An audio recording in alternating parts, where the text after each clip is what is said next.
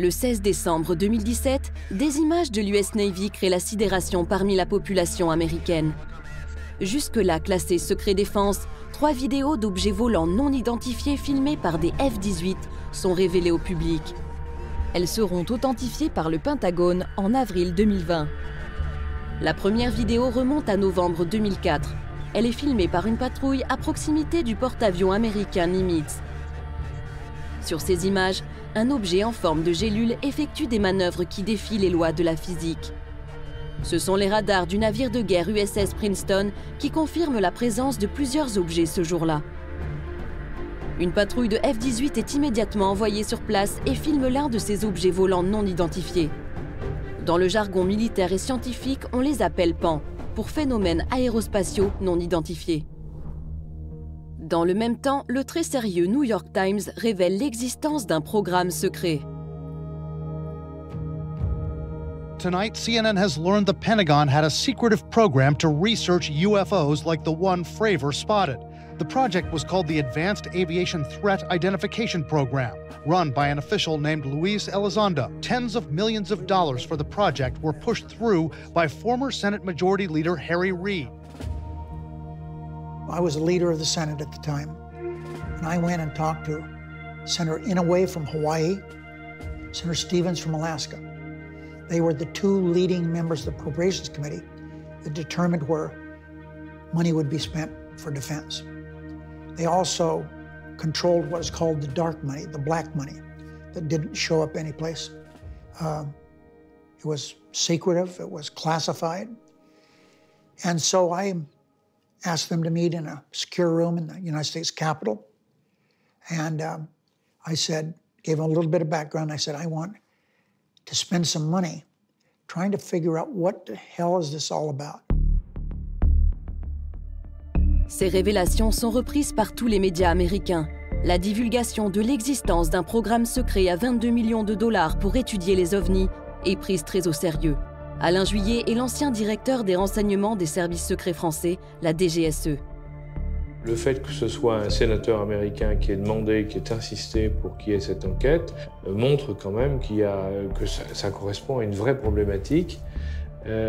Néanmoins, les Américains, quand ils ont décidé, à la demande du sénateur de faire l'enquête, l'ont faite parce qu'il y avait déjà eu un certain nombre de problèmes sur lesquels les pilotes américains en particulier s'étaient interrogés, je dirais, les pilotes et les autres, en voyant les images de ce qu'ils avaient pu regarder. Aux États-Unis, l'affaire fait grand bruit. Et David Fravor, pilote d'un des F-18 présent lors de l'affaire du Nimitz, témoigne sur CNN à une heure de grande écoute. Well, the first thing is it had no wings, so you think, okay, it's a helicopter. Well, there's no rotor wash in the water, there's no rotors. This was extremely abrupt, like a ping pong ball bouncing off a wall. It would hit and go the other way and change directions at will. And then the ability to hover over the water and then start a vertical climb from basically 0 up towards about 12,000 feet and then accelerate in less than 2 seconds and disappear is something I had never seen in my life. I believe, as do the other folks that were on the flight, that when we visually saw it, that it was something not from this world. Pour les experts, ce témoignage est hallucinant et légitime les vidéos. Jusqu'ici, les militaires se gardaient bien de donner leur avis. Quelque chose venait de changer aux États-Unis. The United States military has said, okay, there's no need trying to keep all this secret. So pilots can report these phenomenon without fear of not being promoted. They can report these to their superiors. They couldn't do that before. Mais les Américains ne sont pas les seuls à étudier le sujet de façon sérieuse. À travers le monde, de nombreux pays ont créé des organismes ou des programmes de recherche sur les phénomènes aérospatiaux non identifiés. En France, la commission Sigma 2 examine les cas les plus crédibles comme celui de l'affaire Nimitz. Donc on a essayé de reconstituer ce qui a été observé lors des exercices navals qui se déroulaient entre le Nimitz, Princeton, etc. Du 10 au 13 novembre 2004, un certain nombre d'observations répétitives d'échos radars, 8 à 20, observés au-dessus des îles Catalina, sur une trajectoire sud, à 80 000 pieds et à peu près 100 nœuds. Donc 100 nœuds, c'est une vitesse qui est extrêmement basse pour un avion et qui plus est à des altitudes de ce niveau. Créé en 2013, Sigma 2 est constitué de pilotes de chasse, d'ingénieurs, de militaires et même d'astronautes, dont le français Jean-François Clairvoy. Pierre Bescon, lui, est l'ancien directeur du site de Kourou en Guyane, où sont lancées les fameuses fusées Ariane. Je ne suis pas du tout d'accord avec certains scientifiques, par exemple, qui disent oh, bon, tout ça c'est des bêtises. Non, si on fait des observations qui sont avérées avec des gens qui ont l'habitude d'observer, comme les pilotes par exemple de chasse, qui voient des choses et c'est pas n'importe quoi ce qu'ils ont vu, si on ne comprend pas, on range l'information sur une étagère en attendant d'avoir une compréhension scientifique un peu meilleure de certains phénomènes physiques, en attendant de pouvoir travailler correctement sur le sujet. Mais on ne dit pas c'est des bêtises. De mon point de vue, ça n'a pas de sens. Quand on dit faut-il croire aux ovnis, aux phénomènes aérospatiaux identifiés, le sujet n'est pas là. Il y a des recherches qui se font sur le sujet. ECHO, donc, qui sont répartis de façon uniforme au nombre de 14 sur une distance d'à peu près 100 miles, avec des altitudes variant de 28 000 pieds jusqu'à 500 pieds. Et ces informations donc, sont corrélées entre les différents radars. Sigma 2 travaille en étroite collaboration avec le très officiel Centre national des études spatiales français, le CNES, et plus précisément l'une de ses branches, le GEPAN, groupe d'études et d'informations sur les phénomènes aérospatiaux non identifiés. Depuis plus de 40 ans, il tente d'élucider l'origine de certains ovnis. Le GEPAN est à charge de collecter, d'analyser et d'informer par rapport à des observations qui ont été faites par des témoins sur le sol français. C'est d'ailleurs l'un de ces événements en France, très proche des cas révélés par l'US Navy, qui est à l'origine de la création du GEPAN. Un ancien directeur du groupe, Jean-Jacques Velasco, qui fut en poste pendant 21 ans, aujourd'hui expert indépendant, se souvient d'ailleurs qu'une affaire non élucidée est à l'origine de la création de l'organisme. En France, en 1951, un cas a sollicité en fait, l'intervention de l'armée de l'air. Des pilotes qui étaient en patrouille ont observé au-dessus de la région d'Orange un objet qui se déplaçait à une vitesse qui correspondait à la vitesse de l'avion. Quand ils ont voulu le rejoindre pour faire l'interception, l'objet en fait, a calqué sa vitesse sur celle des avions et à un moment donné, il a accéléré de façon considérable. À partir de ce moment-là, un rapport a été fait à l'état-major de l'armée de l'air, c'est remonté même jusqu'au ministre, et on a commencé à prendre en compte très au sérieux ces observations. Et là, des recommandations ont été faites pour créer en France un organisme qui permettait de collecter et d'analyser ces données. Et c'est ainsi que Claude Poher, qui était un ufologue, mais en même temps astronome, et qui travaillait au CNES, a été chargé de créer le GEPAN. Je trouve que c'est le courage du CNES, à une époque, d'avoir dit eh ben, on va répondre à cette interrogation-là, et donc on crée le GEPAN.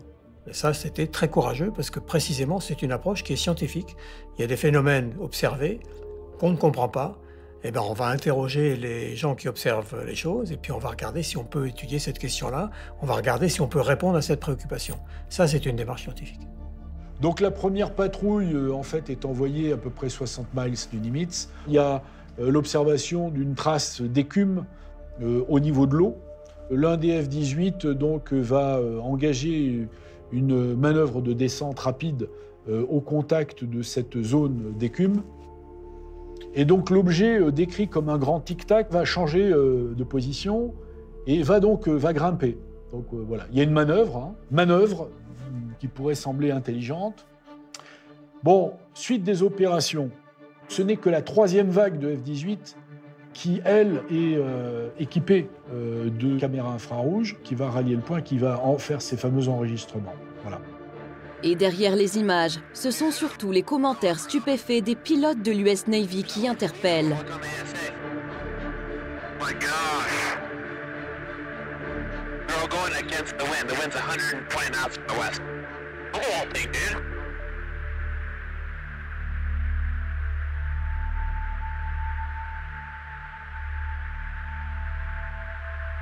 That's not our LNS though, is it? It's not. That is an LNS, dude. Well, if there's like anything, it's rotating.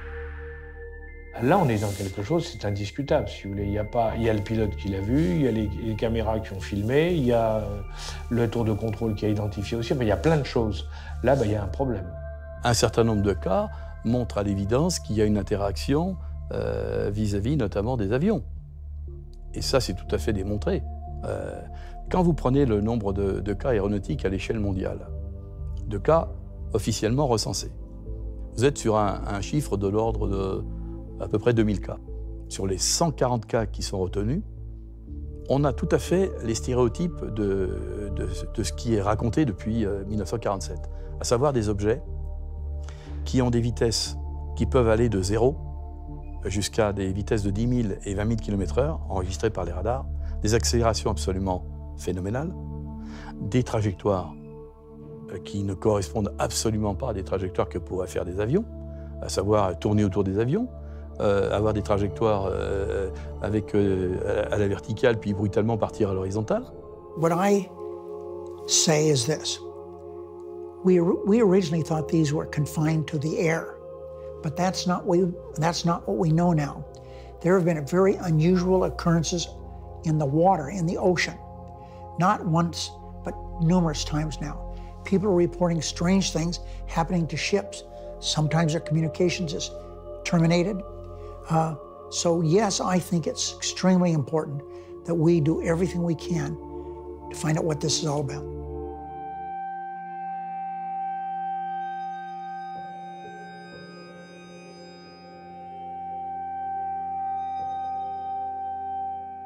Périodiquement, le ministère de l'Air, le Pentagone américain et les forces armées américaines s'intéressent aux objets non identifiés parce que régulièrement, il y a des alertes qui les font se poser des questions.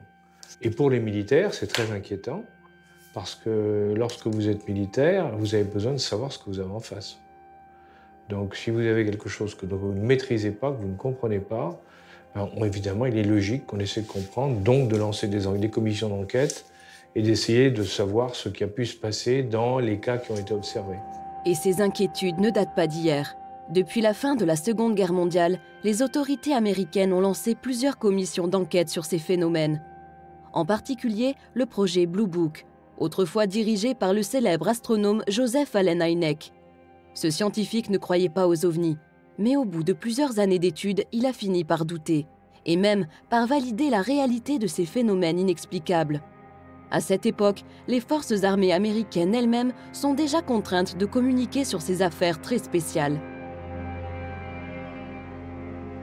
I am here to discuss the so-called flying saucers. The Air Force interest in this problem has been due to our feeling of an obligation to identify and analyze to the best of our ability anything in the air that may have the possibility of threat or menace to the United States. In pursuit of this obligation, since 1947, we have received and analyzed between 1,000 and 2,000 reports. However, there have been a certain percentage of this volume of reports that have been made by credible observers of relatively incredible things. It is this group of observations that we now are attempting to resolve. C'est aujourd'hui exactement la même préoccupation qui anime les autorités américaines. Rien n'a changé. Elles craignent pour la sécurité intérieure. Elles doivent protéger les populations d'une attaque potentielle. Comme dans les années 50, cette interrogation a motivé l'analyse des images filmées par l'US Navy ces dernières années. C'est même la raison d'être du fameux programme ATIP. There are scores and scores of occurrences that are reported. And not only that, our technology has gotten much better on airplanes, and they can take pictures of these things. And we've got some stunningly good pictures of them. Are they a threat? I don't know, but I do know that we can't turn our heads and pretend they don't exist, because they do exist.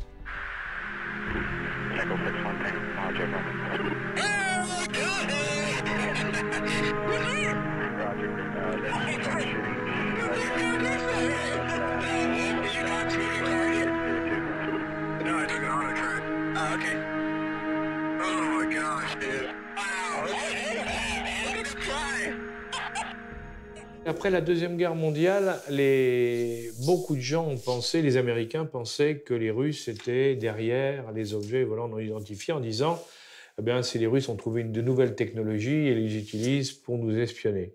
Si c'était un pays, un des pays qu'on cite, les grands pays, si vous voulez, c'est-à-dire les États-Unis, la Russie ou la Chine, depuis le temps qu'il y a eu des incidents, on aurait eu une fuite quelque part qui aurait dit oui, ça correspond à ça. Or, il n'y a eu absolument aucune information qui est sortie là-dessus, confirmant ou infirmant d'ailleurs que c'était des Russes, des Américains ou des Chinois.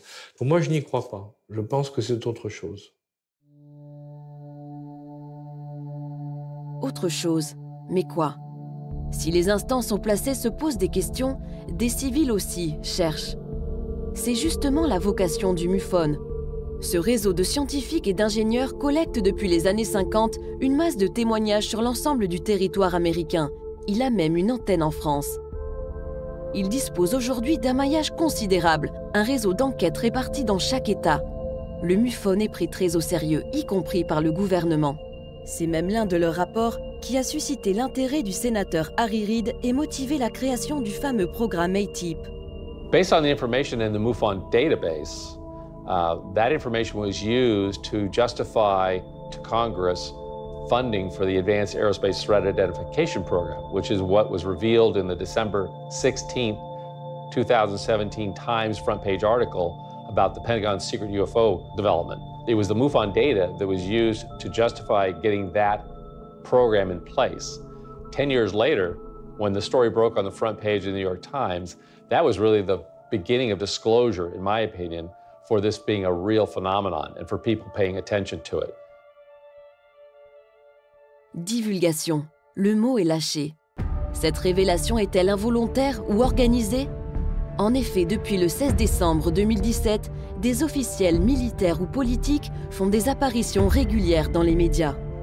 Opération de communication, ça c'est indéniable. On peut difficilement imaginer qu'aux États-Unis, des militaires, des anciens du Pentagone, etc., communiquent de façon totalement libre, débridée, sans qu'il y ait eu, je dirais, un certain cadrage. À partir du moment où vous avez une campagne de communication par des professionnels et qui explique effectivement ce genre de choses, le moins qu'on puisse dire, c'est qu'au minimum, c'est une sensibilisation de la population américaine. Au minimum. Hein. Ça peut être aussi la préparation à une nouvelle réalité, c'est-à-dire qu'un jour, on leur dise « ben oui, ça existe et voilà comment c'est ». On les aura préparés à ça. Imaginez simplement qu'on nous dise ben écoutez, maintenant, on est sûr de nous, on a la preuve que notre monde est également visité par d'autres mondes. Où il y a des passages entre plusieurs mondes qui se font, autant vous dire que ça va quand même créer un vrai problème au niveau... Ça va faire réfléchir beaucoup de monde, parce que ça veut dire qu'on rentre dans autre chose. Et une problématique où il y a effectivement il y a des risques qu'on ne maîtrise absolument plus. A priori, ils sont gentils, mais on n'en sait rien, et de toute manière, on ne maîtrise rien. Alors, donc ça veut dire qu'on est avec quelque chose qu'on ne maîtrise pas. Or, vous savez que l'être humain, surtout aujourd'hui, déteste se trouver dans des situations où il ne maîtrise pas, il ne contrôle pas la situation. C'est visiblement ce que pensent aussi les experts américains du MUFON. Paul Hynek est très bien placé pour le savoir. Il est le fils du directeur du fameux programme Blue Book qui fut dirigé par Joseph Allen Hynek dans les années 50 et 60. Il baigne dans les rapports depuis son enfance. Il perçoit lui aussi une véritable rupture dans la politique de communication des autorités américaines. The disclosure of the existence of the ATIP program, Advanced Aerial Threat Identification Program, and the recent disclosures about what the Navy has seen and admitted that they've been seeing for an over 9-month period UFOs every day almost, and they can't explain them, and frankly, they need some help. That's rather startling. It's a very candid confession on the part of the government. So it certainly seems, and my friend Richard Dolan is very convincing in a presentation he makes of sort of the timeline of events leading up to what may be a grand disclosure.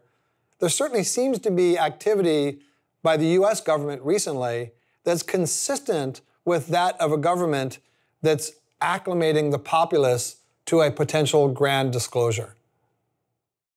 Paul Hynek et les autres membres du MUFON en sont convaincus. En 2018, ils ont même invité l'ancien directeur du programme ATIP, Luis Elizondo, qui est venu confirmer leur intuition. I think disclosure already occurred. I don't think necessarily disclosure is an event. I think it's a process. And I think that process began. This is real. This is what your $22 million worth of tax money was spent on. And there's a lot of it. Mais à quoi ont vraiment servi ces 22 millions ? Comment élucider le mystère de ces phénomènes aérospatiaux non identifiés ?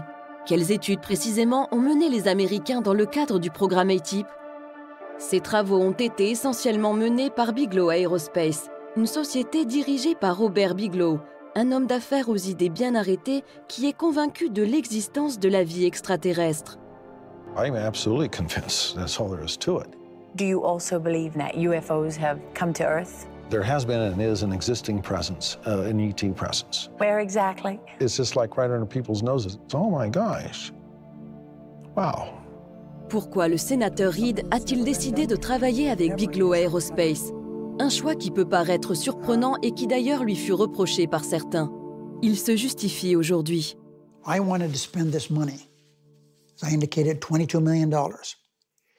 But we couldn't direct that money to someone, so we put it out for bid. And everybody had the opportunity that was interested to bid on it. Bigelow bid on it, and the United States military thought his bid was the best. And so that's why he undertook this.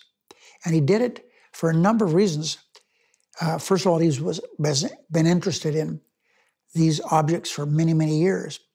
And because of that, he was willing to provide a lot more than any of the other bidders would do. I mean, office space and space for technology.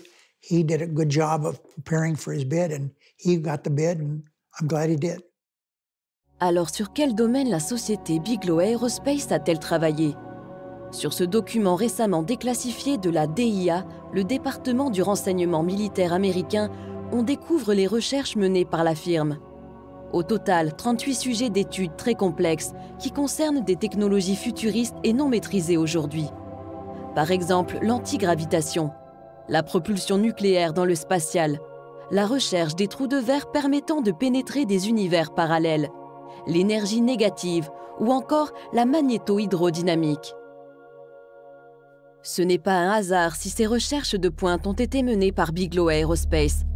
En 1995, avant même de fonder sa firme, Robert Bigelow crée le National Institute for Discovery Science dans le but d'élucider de nombreux mystères scientifiques, dont les ovnis. Il y investit des millions de dollars de sa fortune personnelle. C'est simple, pour les spécialistes, Robert Bigelow est un héros national. Robert Bigelow has spent more money than any other individual in the world on this private money to fund UFO research. So he's actually a hero within the UFO community, in my opinion. And he's a stellar guy. And he runs the Bigelow Aerospace out in Las Vegas, which builds inflatable habitats for space, right? So I think I'm happy to hear him being successful in his work with NASA and his work with his space program. I thank him for the time we spent together. And I think it's all leading us in the right direction in terms of disclosure. So I'm excited about that. Au fil des années, des personnalités sérieuses et incontestables ont travaillé auprès de Bigelow. Le docteur John B. Alexander, pilier du laboratoire de recherche militaire de Los Alamos, ou encore Edgar Mitchell, le 6e homme à avoir marché sur la Lune. Et après des années d'études, leur verdict laisse sans voix. I happen to be privileged enough to have be in on the fact that we have been visited on this planet. And the UFO phenomenon is real, although it's been covered up by our governments for quite a long time. Whoa! Hang on a minute, but this is big. Whoa! This is all of this is quite a shock to me. Well, I'm sorry you haven't been reading the papers recently. It's starting to open up quite a bit. So you're telling me? Well, there's a lot of information to take on board. Hang on a minute. I mean, listen, I've heard crazy UFO nuts tell me this kind of thing before. I've never had Dr. Ed Mitchell, the sixth man to walk on the moon, a respected scientist in his own right, announced to me that we've been visited by aliens from other planets and that they definitely are out there. There's no debating it. Well, that's the first time you've ever talked to me, or I've told you about it before.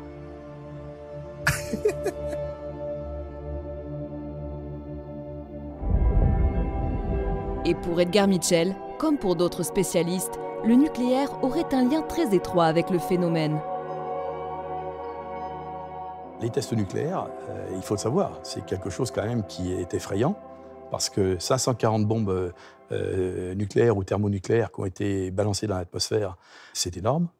Et ça correspond, dans la période entre 1960 et 1961, à une explosion tous les 3 jours, faite par les Américains ou les Soviétiques.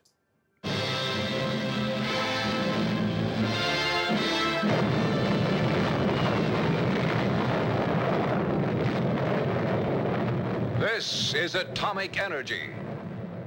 Dès 1949, il y a déjà des indices selon lesquels il se passait des choses tout à fait surprenantes en termes de localisation de ces phénomènes.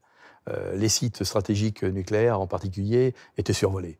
Lors de 2 commissions secrètes qui ensuite ont été divulguées au public, Edward Teller, donc, qui était le conseiller scientifique de la Maison-Blanche, participait, et il était père de la bombe atomique. Il expliquait qu'il y avait des survols des sites nucléaires, en particulier Oak Ridge, où on fabriquait le plutonium, les bases de lancement, White Sands, Sandia, Roswell, où il y avait les bombardiers atomiques qui partaient, enfin bref, tout un ensemble d'éléments qui montraient qu'il y avait des survols. For example, I learned that a number of our missile bases in the Midwest, Dakotas up that way, that they had been shut down. They would come out at night, almost always at nighttime, and they would look up and see these objects in the air, and it shut off all the communications in the missile site. It didn't happen once, it happens quite a few times.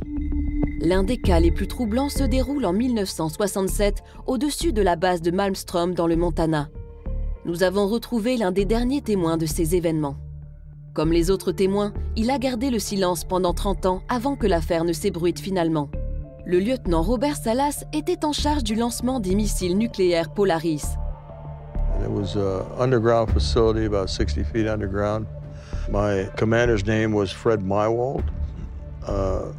We were taking turns staying on alert status, and sometime in the evening, I get a phone call from my topside guard. We had 6 guards upstairs. And he said that he'd been seeing strange lights in the sky, flying very fast, stopping in midair and reversing course.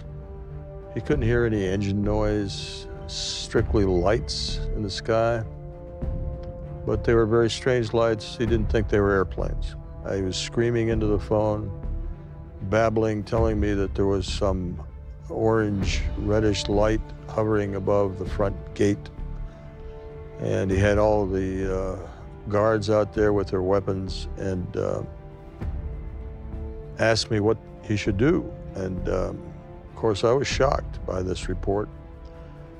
He was obviously frightened. I told him, as I recall, just make sure nothing comes in the fenced area, use whatever force necessary. And then he hung up. He said I had to go because one of his guards was injured. I went to wake up my commander, and as I was telling him about the phone calls, our missiles shut down. We had 10 missiles under our control, and all 10 of them went what we call no-go. They couldn't be launched, they couldn't be used.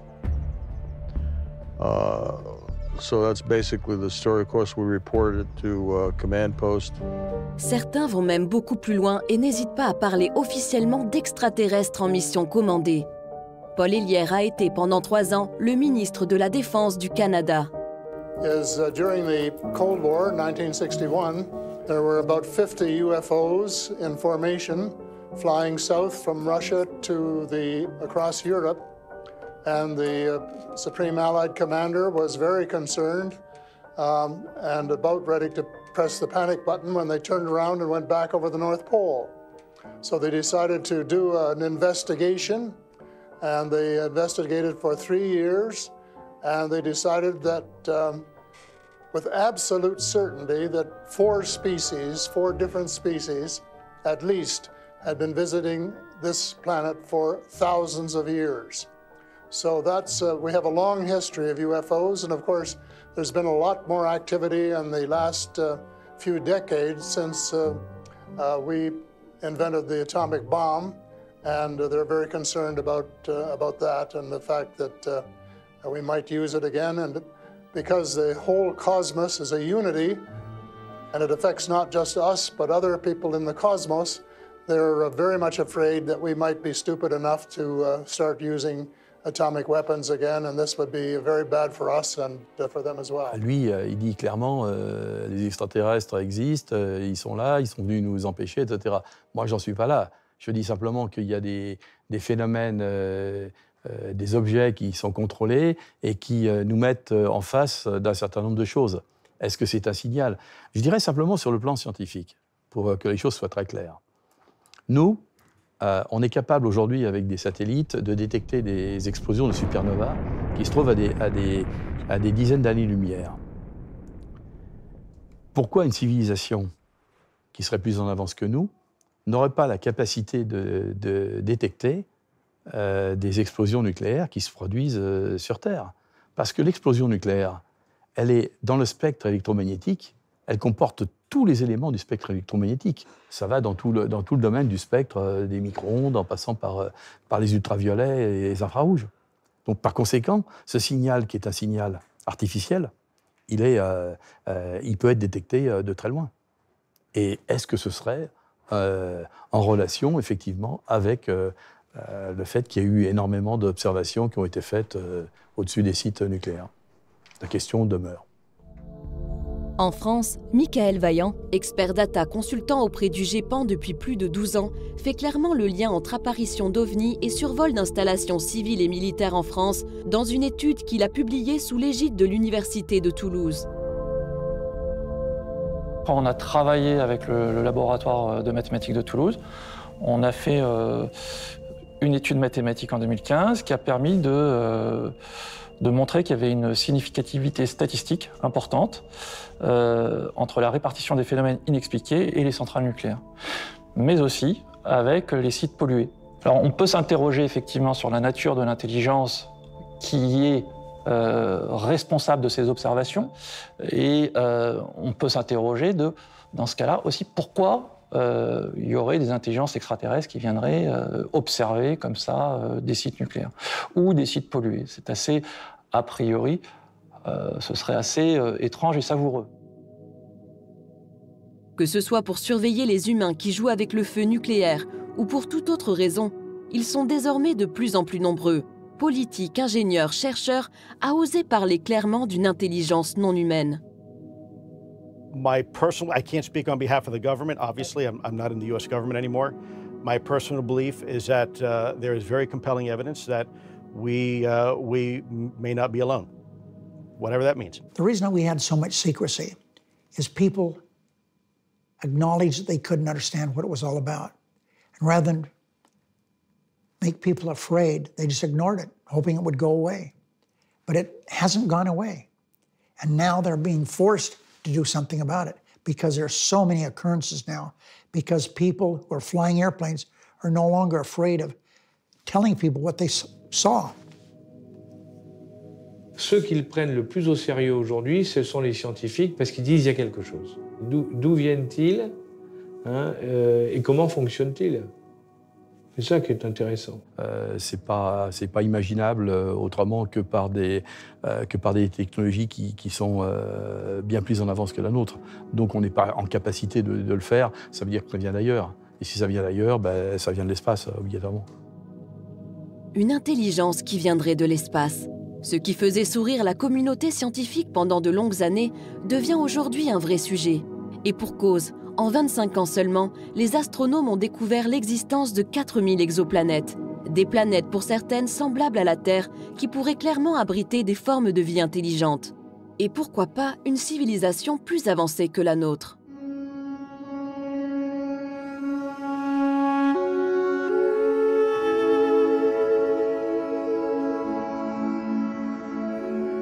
Avi Loeb est le directeur du département d'astrophysique de la prestigieuse université d'Harvard. Il est aussi le patron de 2 instituts sur les mathématiques et les trous noirs qui rassemblent de nombreux physiciens, astronomes et mathématiciens. Autant dire que c'est l'un des chercheurs les plus sérieux et respectés au monde dans son domaine. Or, avec ses équipes, il a étudié l'un des phénomènes les plus surprenants jamais observés dans l'espace proche, l'arrivée d'un objet interstellaire non identifié au comportement unique et sidérant. Son nom, Oumuamua, qui signifie en hawaïen « le messager ». Oumuamua was discovered on October 19th, 2017. It was the very first object that we identified near the Earth that originated from outside the solar system. And it was clear that it's unbound to the sun because it moved too fast near the Earth. At first, astronomers thought that it's a rock, an asteroid, or perhaps a comet. So it was monitored only for 1 week, and then it was realized that it has some strange properties. For one thing, as it spun around every 8 hours, it changed its brightness by a factor of 10. And that implies that its area on the sky changes by a factor of 10 because all we see is reflected sunlight. And what it implies is that it's at least 10 times longer than it is wide, much more extreme in shape than any other object that we have seen from within the solar system before. And then astronomers looked at it a little more the following month, but didn't much pay attention to it, and by January it was too faint for us to look at. But the data that was taken earlier was analyzed, and then it was realized that in fact Oumuamua deviated from an orbit that is shaped just by the sun's gravity. And there was an extra force pushing it away from the sun. This could have been the result of outgassing the way we see in comets, where water ice on the surface of the comet evaporates due to the illumination by sunlight. But in the case of Oumuamua, we didn't see any evidence for a cometary tail. There was no gas that was traced around it, and there were very tight limits derived by the Spitzer Space Telescope on carbon-based molecules in the vicinity of this object. And so it was very puzzling. What gives it this extra push? And so in a paper that we wrote, we suggested that perhaps the push is given by sunlight. And in order for sunlight, as it reflects off the object, to give it enough push, the object needs to be very thin, less than 1 millimeter in thickness, similar to a sail that is being pushed by wind on a sailboat. And in fact, our civilization is currently developing the technology of light sails, where you push on a lightweight sail with light. And as a result, as the light bounces off the sail, it gives it a push that can propel it to very high speeds, up to the speed of light potentially. And so it's possible, we said, that this is some device that was sent that was made artificially, that was sent by an alien civilization. And we just mentioned that as a possibility, simply because the alternative of a comet seemed to be inconsistent with the data. Si la voile solaire d'Avilob reste une hypothèse très exotique mais probable, les technologies qui pourraient expliquer les performances inouïes de ces objets inspirent les scientifiques, les militaires et les firmes privées.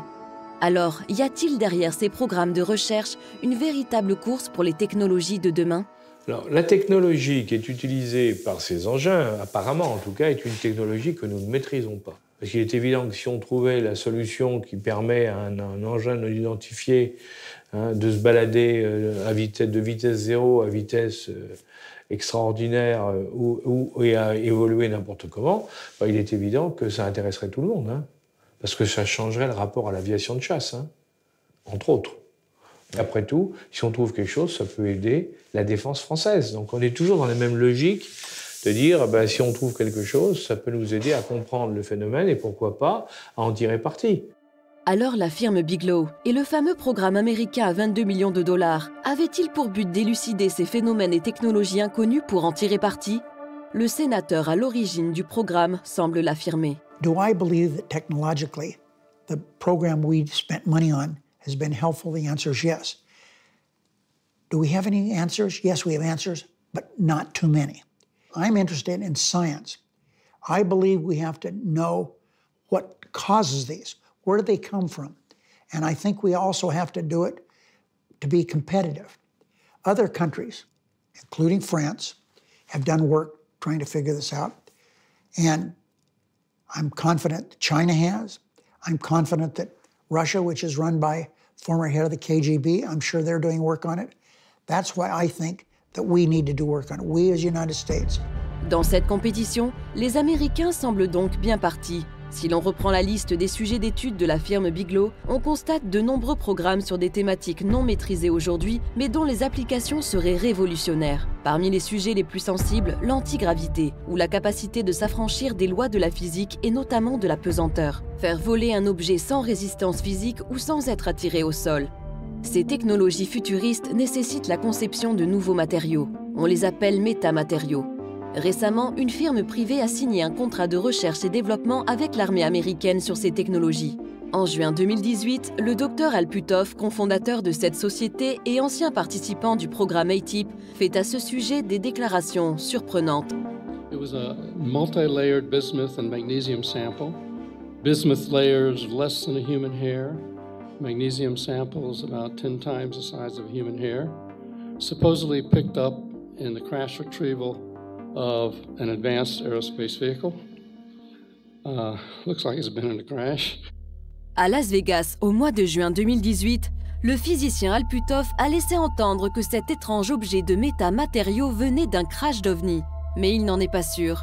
Puthoff et son collègue, le docteur Eric Davis, sont sur le point d'identifier un ensemble de petites pièces qui semblent au-delà de tout ce que l'humanité peut fabriquer. Cet échantillon a été créé par des couches plus fines que des microns, via un processus inconnu sur Terre et dans un but que nous pouvons seulement supposer. Nowhere could we find any evidence that anybody ever made one of these. When we talked to people who, in the materials field who should know, they said, we don't know why anybody would want to make anything like this. Il n'est donc plus seulement question de comprendre l'origine des ovnis, mais bien d'en tirer parti. Ces métamatériaux présenteraient ainsi des propriétés exceptionnelles qui pourraient s'avérer très utiles et très rentables. They definitely have metamaterials. You know, I've seen the photographs of it. I've talked to them about that. They're trying to figure out how they operate. It appears that if you put a frequency into these materials, they actually can levitate. I mean, that's what I'm being told.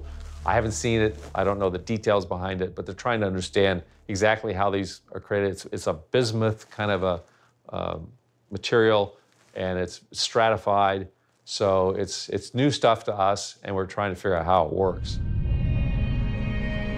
Ces savoir-faire pourraient aussi nous permettre de résoudre l'équation écologique et lutter contre le réchauffement climatique. Energy and propulsion systems are two things right away, because there seems to be this sort of tantalizing promise of limitless, free, environmentally impact-free energy that we could tap into, whether it's anti-gravity or something beyond even photonic propulsion, teleportation, or something of that nature, such that we could sort of master the physical universe in ways that we can't even dream so far, which would move us well past fossil fuels and solar energy and nuclear power to limitless, abundant energy for all that can do things so far beyond what we're able to do now. Maîtriser de nouvelles technologies, apporter des solutions écologiques radicales, de véritables défis pour tous les gouvernements, mais aussi un enjeu pour l'humanité. The fundamental question is, are we alone? And the second question, if we find that we are not alone, are we the smartest kids on the block? There might be civilizations that are far more advanced than we are, and they have technologies that we could potentially develop, but over a very long time. And when we establish contact or see evidence for those civilizations, the evidence will shock us. It would just be like a caveman looking at a cell phone and trying to interpret it as a piece of rock. A very advanced technological civilization is a good approximation to God. It can do things that we cannot imagine. And so we could learn a lot from such an encounter. We can also develop a sense of modesty, because right now we think that we are the smartest. And in fact, along human history, we thought that we are at the center of the physical universe, that the sun revolves around the earth. And eventually we realized that we are not at the center of the physical universe. The earth moves around the sun, and the sun moves around the center of the Milky Way galaxy. And the Milky Way galaxy is moving in some random direction in a universe that is full of such galaxies. So we have no special position in the universe. Nevertheless, many scientists still prefer to believe that we are at the center of the biological universe, the living universe, that life is unique to Earth. And in particular, intelligent life is unique to Earth. And I think one way by which we can become modest is by collecting evidence about what is going on out there. Si cette réalité existe, pourrons-nous l'appréhender concrètement? Entrer en contact avec une éventuelle intelligence venue d'ailleurs? Michael Vaillant a travaillé sur les différentes vagues d'observation des ovnis dans le passé. Ces vagues d'observation n'ont pas été très nombreuses dans l'histoire récente de l'homme. Elles ont commencé après la guerre. Elles ont eu lieu sur de grandes régions du globe, à l'échelle des États-Unis par exemple, ou de l'Europe. Pendant quelques jours, semaines, des centaines d'observateurs ont pu rapporter des observations de phénomènes inexpliqués, alors que d'ordinaire, on va avoir, par exemple à l'échelle de la France, un phénomène tous les 2 jours. Alors c'est déjà beaucoup, mais dans ces cas-là, c'est sans commune mesure. Jacques Vallée et d'autres scientifiques ont proposé ce qu'ils appellent une théorie du contrôle, c'est-à-dire que ce serait peut-être des intelligences extérieures qui seraient à l'origine de ces phénomènes, qui contrôleraient l'organisation de ces vagues. Et il y avait derrière cette idée de théorie du contrôle, l'idée d'une théorie de l'apprentissage. Peut-être que le phénomène apprend à l'homme sa présence. C'était un peu l'idée. Il y a des méthodes qu'on appelle méthodes d'apprentissage espacées dans le temps, qui vous permettent de réaliser un apprentissage, effectivement, à l'échelle d'un individu, pas d'une société, et qui vont vous permettre d'économiser l'énergie et le temps que vous allez passer pour apprendre une notion.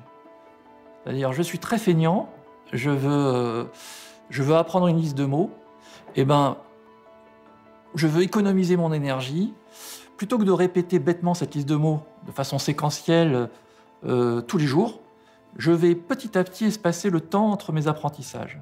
Et ça suit, à ce moment-là, une loi de puissance, qui est une loi qu'on mesure à l'échelle de l'homme, qui en général est une loi en puissance de 2. C'est-à-dire le temps qui va augmenter de façon à doubler à chaque fois qu'on va vouloir refaire un apprentissage. 1, 2, 4, 8, 16, 32, etc. Et on observe ce schéma, dans certaines de ces vagues d'observation, c'est-à-dire que certaines de ces vagues d'observation sont très précisément reliées par une loi en puissance de 2,04, même précisément. Et cette précision est si importante qu'on peut se poser la question de est-ce que on peut donner une date sur la prochaine des vagues. Voilà. Et la prochaine, en l'occurrence, puisqu'on attend, il ne se passe plus grand-chose aujourd'hui, nous mènerait en octobre 2035. Ce n'est pas tout de suite, mais ce n'est pas non plus dans très longtemps. On est là sur un domaine très compliqué, qui est rejeté bien sûr, par les gens, les apôtres du progrès, je dirais mathématique et cartésien. Mais est-ce qu'on n'aura pas des surprises dans le futur? Ça, c'est autre chose. Si les autorités américaines ont encore des choses à révéler, qu'elles le fassent, parce que je pense que les gens sont peut-être prêts à recevoir cette information. I believe without any question that research scientifically on these unidentified flying objects is really good for humanity, not only for the United States, but the world. I think if I had my druthers, what I would do is other countries who are doing work on this, let's meet together. Let's share information. Let the United States share with France. Let the United States share with China. Russia. We should, because it's an issue we don't understand, we should work together and make it more public and share it. It's important not only to our country, but all civilization. In the next year, we are going to have a fundamentally different conversation than we're having today. I think there's going to be additional fidelity to a lot of the things that have come out recently that are going to help us have a better understanding of what it is we're actually seeing here. Il faut dire que ça apporterait des bouleversements au niveau de nos sociétés très importants. Ça remettrait en cause un certain nombre de choses sur le plan philosophique, sur le plan religieux, sur le plan même de la science. Peut-être qu'en 2035, les connaissances de l'homme sur le sujet étant stabilisées, on pourrait peut-être avoir un contact. Un contact, sachant qu'une idée qui a été avancée, derrière ces vagues aussi, et derrière cet apprentissage, ce serait d'éviter ce qu'on appelle un ethnocide culturel, c'est-à-dire d'éviter que l'homme soit totalement pris au dépourvu et choqué par la découverte d'intelligence ou de phénomènes de nature extraterrestre. Je pense qu'à l'échelle de 10 ans, on aura, même très certainement avant, découvert la vie dans le système solaire, pas intelligente, mais au moins la vie. Et ça permet, ne serait-ce que ça, de poser les briques, en tout cas les fondations d'un édifice intellectuel qui permet de s'interroger plus loin, en tout cas pour le scientifique, qui permet d'oser penser qu'il y a peut-être, au-delà de la vie, une vie intelligente. Et donc ça fait progresser aussi les mentalités. Ces sujets vont devenir de plus en plus mainstream, c'est ça que ça veut dire. There are more Earth-like planets that are habitable in the observable volume of the universe than there are grains of sand on all beaches on Earth. To me, it sounds very reasonable to search for other civilizations, not necessarily here on Earth, not necessarily in the solar system, but well beyond that, and make it a central theme of future research, because the consequences of finding evidence for life out there would be tremendous. It would change our conception about our place in the universe. It could teach us about advanced technologies that we have never dreamt of developing, and it can also provide us with an important lesson about how to behave as a civilization. It would make us feel as one team that is learning something together from another team that went through a similar process in the past.